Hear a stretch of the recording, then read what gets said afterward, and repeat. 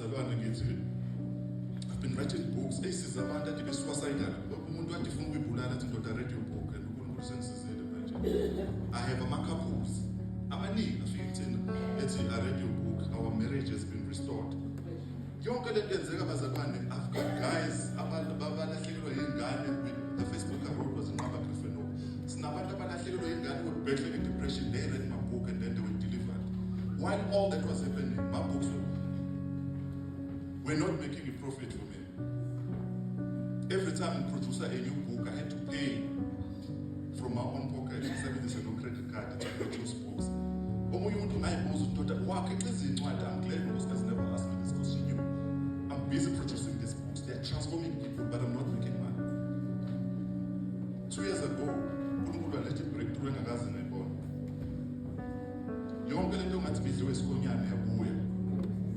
But one thing that is unique about what I'm saying, I was obedient in one thing.